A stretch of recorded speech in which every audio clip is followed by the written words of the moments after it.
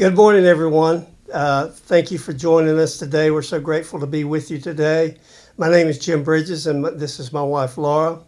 Today, we want to share with you a little bit about the hand of God that's been on our lives. And I think all of us have had the hand of God on our life. Sometimes we know it, and sometimes we don't. But it's obvious when a miracle happens in our life. But sometimes, God, he sometimes directs us in another way to avoid an accident, maybe up ahead or something. There's always something that God's always doing for us to keep us in His ways and in His path. So today, I think we want to start with a verse in Isaiah, and it kind of helps us to get started on where we want to be with it. It's in Isaiah 41, and it's in verse 10. And it says, do not fear anything, for I am with you. Do not be afraid, for I am your God. I will strengthen you. Be assured, I will help you. I will certainly take hold of you in my righteous hand, my right hand of justice, of power, of victory, and of salvation. And that's something that God has always done for us. And I think it's important to understand that God loves us and He wants us to make it. And He's always trying to have His hand on our lives and to help us to make sure that we're in His will. And as I shared with you the last time I was on, in Hebrews 13, it says, God says He will never, ever let you down or forsake you. And so that's where we have to understand that God's with us and He loves us and He wants to help us and He wants to make our lives more enjoyable. That's right. And what started this is we had a situation maybe a month ago that was an incredible, intense situation. We felt like we heard the voice of God on what was supposed to happen, but it was totally out of our control, and there was nothing that we could do about it. And I would just remember saying, God, prove yourself. You make this happen. You work. You do this. And that particular day, there was two main things that had to happen within like a week, 2-week period. And one particular day, the situation that happened, it was even different people were in the situation that nobody was expecting. Everybody else thought it was going to go a certain way, but I knew in my heart how it was supposed to go, and God did it. God all of a sudden moved, and this whole situation happened, and we had the will of God, and it was stunning. And I remember stepping back and thinking, only the hand of God. Only the hand of God, that mighty hand of God. Nothing could stop the hand of God. God was moving. No devil in hell stopped it. No person could stop it. Nobody's self-will. God just did it. So we started doing a study about the mighty hand of God. And when you start looking it up, it talks about His mighty hand, and then within that same Scripture, it'll say His mighty hand and His outstretched arm, and it signifies His greatness and His power. And His outstretched arm will signify His provision a lot of times too. And so there's a lot of scriptures within Deuteronomy, with everything that happened with Moses that we started going over. Yes, and in the book of Exodus, God really began to show Himself and His mighty work and His mighty hand on people's lives. Back when Pharaoh was, God would harden his heart, but God showed him over and over and over that He was God and He was the one who was going to be in charge. And Pharaoh always hardened his heart against what God had for him. But the examples all through Exodus, and even the parting of the Red Sea. I mean, all of us know that story, and all of us know how God opened up the Red Sea, and dry land was there for the Israelites to walk through it. And I mean, that's kind of how God does all of us. I mean, what parting of the Red Sea does He do in our life? Does He always? Are we always realizing that He's with us and He's making things happen for us? And I think it's important to understand those things. Now, if you turn to, let's see, in Exodus 14, let's see, Exodus 14.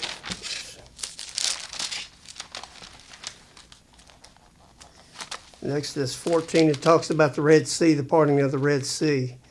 And, sorry, let me get to it. It says in verse 21, it says, Then Moses stretched out his hand over the sea, and the Lord swept the sea back by a strong east wind all the night long, and turned the seabed into a dry land, and the waters were divided. And the Israelites went into the middle of the sea on a dry land, and the waters formed a wall to them on right and on the left. And then the Egyptians pursued them in the middle of the sea, and it says that Moses opened up, waved his hand, and the waters came down on the Egyptians and killed them. Well, I mean, God had his hand on the Egyptians. On the Israelites. And he knew he was going to show Pharaoh and everyone else that he was in charge. And he was God, and he was going to prove himself. And I think that's what we have to see through our life. God's doing this with us every day. And it's very important to understand really what God's doing for you and with you. I know I've had situations in my life where, when I shared back when I was, the last time I was on, that when I had my stroke, God did mighty things for me. And I lost complete control of my right arm, and I didn't know if I'd ever be able to use my right hand again. I couldn't move my fingers. I couldn't do anything. And God, out of his power and mercy, helped me with that today. I have no problem with that today. And it's been over 20 years since that happened, and still, God's still working with me through that to make me realize that was a turning point in my life. That was something that was a landmark in my life to make me know that God is real, and he will help you, and he will help everyone who turns to him.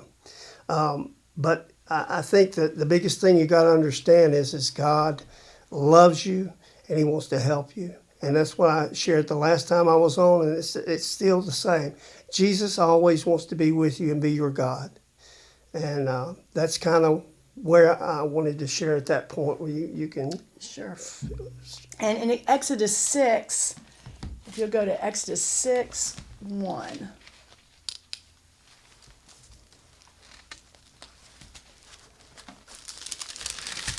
And it says, Then the Lord said to Moses, Now you shall see what I will do to Pharaoh. For compelled by a strong hand, he will not only let them go, but he will drive them out of the land with a strong hand. And God said to Moses, I am the Lord. And then if you go on down, it says that God had heard the groaning of the Israelites because of being enslaved. And he earnestly remembered the covenant that he had with Abraham. And it says in verse 6, Accordingly say to the Israelites, I am the Lord, and I will bring you out from under the burdens of the Egyptians, and I will free you from their bondage, and I will rescue you with an outstretched arm, with special and vigorous action, and by mighty acts of judgment. And isn't that what happened? There was vigorous action and special and vigorous action, and by mighty acts of his judgment. Isn't that what happened when he was just talking about the Red Sea? And I will take you to me for a people, and I will be to you a God, and you shall know that it is I, the Lord your God, who brings you out from under the burdens of the Egyptians. See, and a lot of these passages, when I was studying this, I saw that when God would go in with his mighty hand and his outstretched arm to deliver the people from bondage, because they started crying out to him. When he would go in and start moving circumstances or start just causing the deliverance to come to them, what happened was he said he did it so that he would be their God and they would be his people. He remembered the covenant that he had. And he said, I will be your God and you will be my people. And that's what we want. He wants to be everything to us. And I've been crying out, God, I want you to be everything to me. Jesus, I want you to be my God. I want to be your people. I want to hear his voice about everything that I'm supposed to do. I want to let him be my God. I want to go to him about every single thing. And I want to hear his voice and obey. And then it says in verse 7, and I will take you to me for a people, and I will be to you a God, and you shall know that it is I, the Lord your God, who brings you out from under the burdens of the Egyptians. And he will. He'll bring you out from under the burdens. And I will bring you into the land concerning which I lifted up my hand and swore that I would give to Abraham, Isaac, and Jacob. And then it says, verse 9, Moses told this to the Israelites, but they refused to listen to Moses because of their impatience and anguish of spirit, their depression, and because of their cruel bondage. They didn't even listen to him at that point, but God still heard them. God heard, it said they were groaning. And I remember the days when I was in Tulsa, Oklahoma. I'd gone to Bible school. I grew up going to church, and I thought I was a Christian. And I was so tormented. I was so tormented. And I remember, and this is just what we really want to share with you, that God will help you. God will move mountains just so that you can serve him. God will do whatever it takes so you can serve him. And I remember being in Tulsa and being so tormented, and my heart, I remember driving down that road and just started crying out to God. Like it said here, the groaning so deep. I started groaning so strong. The Bible talks about in many places about the groanings, the deepest part of you groaning to the deepest part of God. And I just kept groaning and crying out, God, get me out of this torment. Get me out of this torment.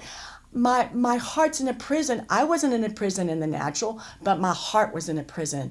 And I remembered, God, please, there's got to be more. There's got to be more. There's got to be more. God, get me to a place that will teach me about Jesus. There has got to be more than what I'm living. I am so tormented. And it didn't happen all of a sudden, but every day I made myself keep crying out to God. I mean, I couldn't stop it, y'all. I was so tormented. It just came up out of me. That groan for God. And next thing you know, the hand of God. I understand what it is now. The hand of God started moving, and circumstances started changing. And he would get me in a position here that would move me into a different, whether it was getting to know people. I started to know people that were from here, my pastors, some of my very best friends, that God ended up through all that bringing me here so I could get to know Jesus even more and learn how to walk with him. And I mean, he is just so powerful. So no matter what you're going through, you can turn to God, and God's mighty hand and outstretched arm will be there for you. I was also thinking about another example. It can be, one day I was driving to Asheville, and I was going 55 miles an hour down the road, and all of a sudden there was a merging lane on the left, and a car came over and just was merging on in front of me. They didn't do anything weird. It was a little Honda, and she moved in front of me. All of a sudden, she started spinning right in front of me, just twirling. We were going 55 miles an hour, and she kept going 55 miles an hour. I started slowing down, and she spun all the way around to the other side and landed on the emergency side, facing the other way. I mean, what a miracle. Only the hand of God could have kept us, kept her, kept me. She went through all the traffic. I mean, thank God that he did that. But the other thing that I wanted to show you, it was in, it is in Deuteronomy 4.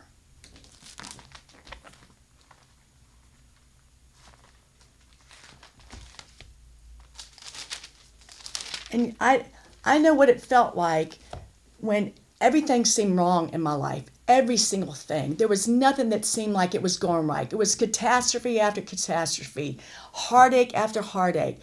Every single thing felt like it was horrible. And you know what? After I started turning my heart really to God and seeking him with everything within me and studying the scriptures, I started realizing that sin brings death. The wages of sin is death. And as we went through all these scriptures, it talked about many times in there that God did those mighty works so that what? He would say, therefore, keep my commandments. Do what I tell you to do. Obey, so it will go well with you. And the reason I was so tormented was I wasn't obeying God. I wasn't a drinker or I didn't do drugs. I wasn't a partier or anything like that. I just finished Bible school, but I knew in my heart there were things that God was telling me to do, and I would not do them. I was doing things that I knew was wrong, but I did it anyway. And it will make your heart so hard that you feel like you can't get to him. And that's why it's so important. Keep turning and keep turning to God, because he will hear you. And so I was under the judgment of God, and my own wickedness started correcting me. And in Deuteronomy 4:29, this is what God said to them, because they were in bondage themselves, and they were under the judgment of God. And it says in verse 29, but if from there you will seek, inquire for, and require as a necessity the Lord your God, you will find him, if you truly seek him with all of your heart and mind and soul and life. When you are in tribulation and when these things come upon you in the latter days, you will turn to the Lord your God and be obedient to him. So we want to be obedient to God. And then it says in verse 34, well, let's go to 33. Did ever people hear the voice of God speaking out of the midst of the fire as you heard and live? Or has God ever tried to go and take for himself a nation from the midst of another nation by trials, by signs, by wonders, by war, by a mighty hand, by an outstretched arm, and by great terrors, as the Lord your God did for you in Egypt before your eyes? To you it was shown that you might realize and have personal knowledge that the Lord is God, and there is no other besides him. And see, that's what he kept wanting to tell them. There is no other God. I am God, and there is no other. And sometimes I just really stop and think about what God has done for us, for many of our friends, and I just stop and think, God, you are so amazing. You are just so amazing. I mean, even today, like yesterday, we had a bunch of cancellations in my job. I am a court reporter, and we had a whole lot of depositions this week. And we had like 6 of them cancel. One was like, we had 4 of them all in one day cancel, which usually they're kind of short because they're all in one case and you're just fitting them all in one day. And they all canceled. And I just said, okay, Jesus, you're going to do it. You make it happen. And you just bring us the jobs we're supposed to have, Jesus, by your mighty hand and your outstretched arm, that provision. And next thing you know, before the day's out, I get a request for Wednesday. And then today, I'm working in my office, and at 9:45, I get a request. Emergency, urgent. I need a court reporter in 15 minutes. So I contact one of my other reporters. Like, can you do this? So she was able to get in position to do that by 10:30, which was fine with everybody else. And she was able to do that deposition. Then we had another request for another one on tomorrow. So, everything got canceled on Wednesday, and now we have 2 more. So, I mean, God is so faithful. He loves you. He wants to help you. He wants to work in your life and to show you that he is God and there is no other. So we want him to be our God, and we want to be his people. And in Isaiah 45, verses 5 and 6, it says, I am the Lord, and there is no one else. There is no God except me. I will embrace and arm you, though you have not known me, that people may know from the rising to the setting of the sun, the world over, that there is no one except me, no God besides me. I am the Lord, and there is no other. No one else is God. And, we were just really thinking that, God wants to encourage you. If you feel totally depressed and totally, like life is hopeless, we know what that was like. Life is hopeless.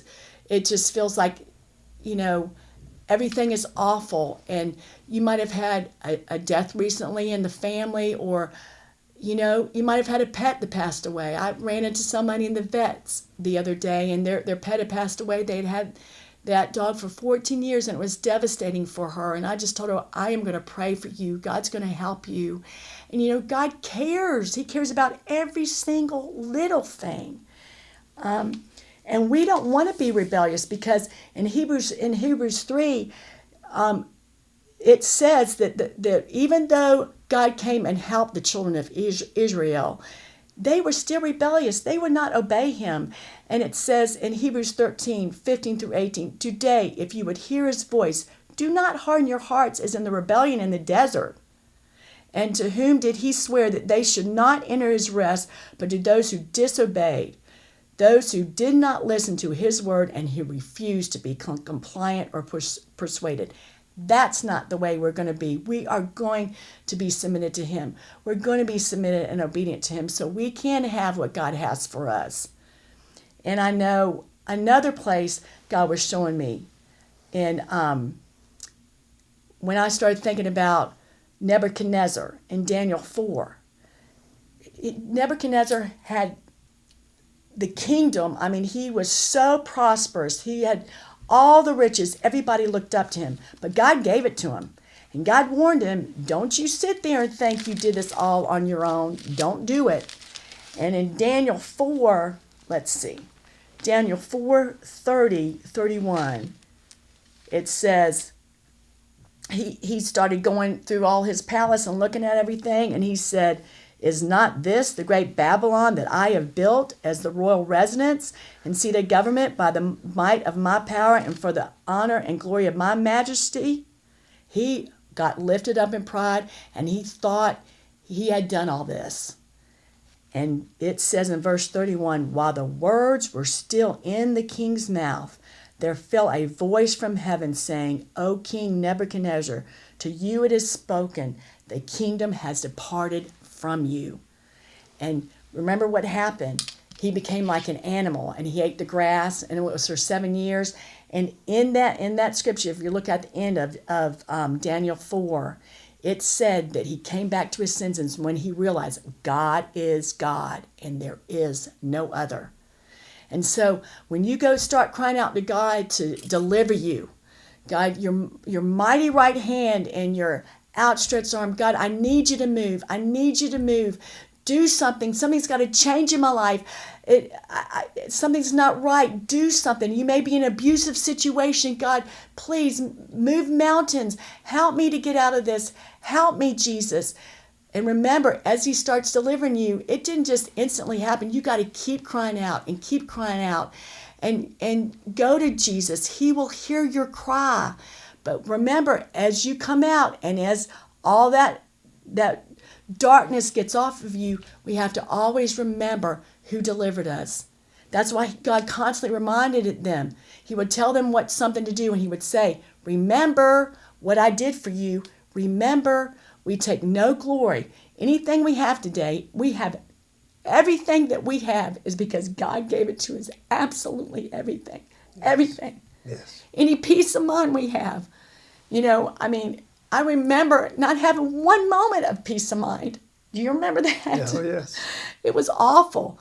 The torment, but we have to always remember and be grateful because it's God that does it. He is God, and there is no other.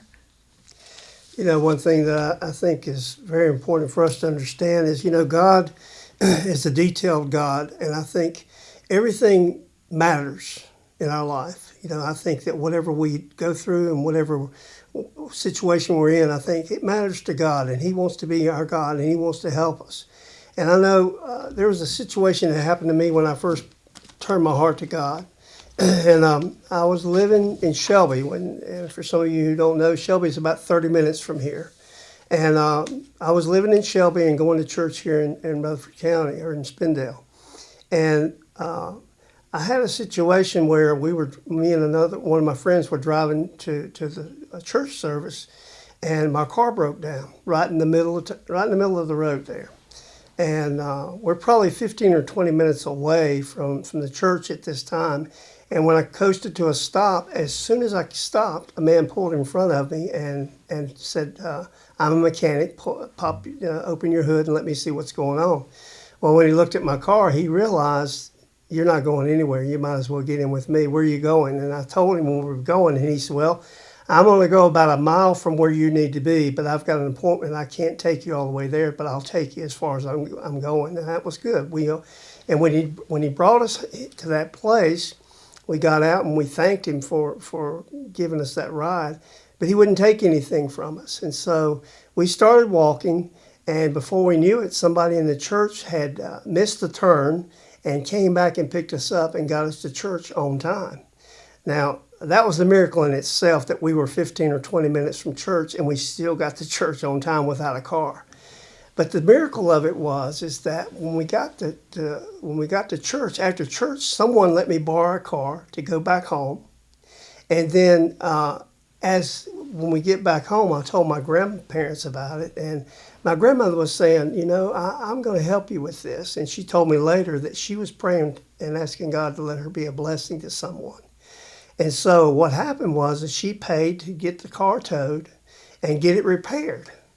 Well, I don't know how many people in that situation were actually asking God to let them be a blessing. But the man who pulled over and helped us to get to where we were going, the person who picked us up at church, the person at church that let me have a car to come back home, my grandparents that helped me to repair the car, they all were a blessing to me. But the most important thing about that is God had his hand on that whole situation. He was in charge of that whole situation, and all of us didn't really realize that at the moment. But God loved us all enough to let us all be a blessing for each other. And that's kind of the way God works. He's a miracle working God, and he loves us, and he wants to help you. He wants to be your God. He wants to make sure that he's with you, and he wants to help you. And I think it's very important to understand, when that next miracle comes in your life, you need to ask Jesus. You need to thank Jesus for it, because he's the one who did it for you. He's the one who helped you have that miracle that day. And every day is the same with him. He's always performing miracles in our life. Whether we know it or not, he's always there for us. He always has a hold of our life. He always has a hold of what's our next step. And so we need to be grateful for that. And we need to ask Jesus every day for his help. And I'm very grateful that we were able to come today and share with you. I don't know if you have anything else you want to share. If I could do one more scripture. Okay, sure. 1 Peter 5, 6 and 7, it talks about, this is how we want to walk. It says, therefore, humble yourselves, demote, lower yourselves in your own estimation under the mighty hand of God, that in due time he may exalt you. And this is how you humble yourself, casting the whole of your care, all your anxieties, all your worries, all your concerns once and for all on him, for he cares for you affectionately and cares about you watchfully. So under the mighty hand of God, we humble ourselves. God is God and there is no other. And he wants to work in everyone's lives. And more than anything, I always think about this, because your circumstances can change. But if your heart doesn't change, if my heart doesn't change and isn't submitted to God, it means nothing. If I'm not submitted to God and being obedient, it means nothing. So you can go to Jesus and you can go to God, change my heart. Make me what I ought to be. Make my heart submitted to you. Make me love you, God. Make me love you. And God's mighty hand and outstretched arm will do it for you. And again, thank you very much for allowing us to be in your life today. We're very grateful that we could share with you. We're grateful that we were part of God's plan, and we hope that you will tune into the WCAB Mondays, Wednesdays, and Fridays at 8:30 from 8:30 to 9, or you can go on our website at wordoffaithfellowship.org. And again, thank you for your time today, and we love you, and have a blessed day. Thank you.